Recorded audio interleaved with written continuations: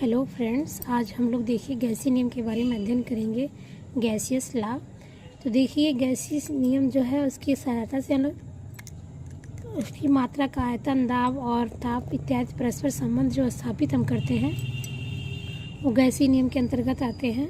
तो देखिए यहाँ पे गैसीय नियम कुछ दिए गए हैं। जैसे पहला है बायल का नियम, बायल्स लॉ जिसको इंग्लिश में हम बोलते हैं। तो रॉबर्ट बायल वैज्ञानिक जो थे उन्होंने ये बताया था कि अगर हम ताप को स्थिर कर दें तो जो किसी गैस की निश्चित मात्रा का जो आयतन होता है उसके दाब के विपरीत क्रमानुपाती होता है। तो उसने उनको इस प्रकार से ये नियम उन्होंने दिया और ये नियम बताया कि स्थिर ताप और स्थिर मात्रा पर V अनुक्रमानुपाती 1/P, और इसको शब्दों में बोला जाएगा तो V is inversely proportional P, मतलब P के इन्वर्सली प्रोपोर्शनल है। फिर यहाँ हमने इक्वल लगाया तो यहाँ पे K कांस्टेंट लगाएंगे तो V बराबर K 1/P, तो PV बराबर K, P को हमने उधर किया तो PV बराबर K, जहाँ K एक स्थिरांक है। इस समीकरण के द्वारा अगर हम दो भिन्न P1 और P2 और V1 V2 आयतन पर लें तो ये हमें समीकरण प्राप्त होगा P1 V1 बराबर P2 V2 और बराबर स्थिरांक। अगर इस समीकरण को हम लाग में कन्वर्ट करें तो लाग P प्लस लाग V इज इक्वल टू स्थिरांक होगा। और इसके द्वारा हम इस समीकरण के द्वारा हम निम्न ग्राफ प्रदर्शित कर सकते हैं। तो देखिए बायल के नियम को गैसों के दाब तथा आयतन के बीच स्थिर ताप पर निरूपित समतापी रेखाओं या वक्रों द्वारा चित्र में प्रदर्शित किया गया है। देखिए यहाँ हमने पहले ग्राफ को जो इंडिकेट किया है, यहाँ पे आयतन प्रेशर जो है ATM में लिया गया है और लीटर को वॉल्यूम को लीटर में, और यहाँ देखिए ये टेम्परेचर और मोल की मात्रा को हमने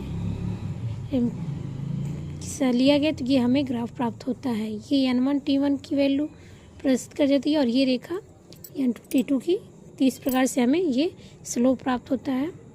और फिर जब यहाँ हम P को इस तरह लिया और P को इन्वर्सली प्रोपोर्शनल के रूप में लिए हैं तो हमें एक तिर्यक रेखा प्राप्त होती है जो ओरिजिन से होके जाती है। और फिर यहाँ पे देखिए हमने इसमें 1/V लिया तो यहाँ 1/P लिए, तो इसमें ये देखें कि V का मान क्या होता है, कम है, लेकिन P का मान 1/P की वैल्यू जो है वो ज़्यादा होने पर V का मान कम ही है। तो इस प्रकार से हमें और एक रेखा प्राप्त हुआ। फिर हमने लाग P और लाग V की में देखा तो ये ग्राफ हमें एक मतलब लाइन कुछ दूरी पर प्राप्त हुआ इस तरह से। और फिर ये देखिए P के समांतर एक रेखा क्रम प्राप्त हो गई।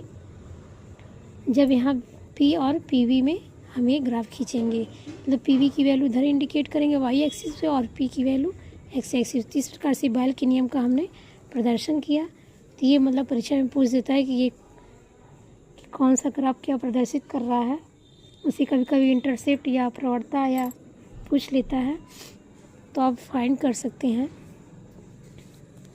तो आप जो अगर निकालना रहेगा तो Y बराबर mx प्लस C के फार्मूले से आप निकाल सकेंगे।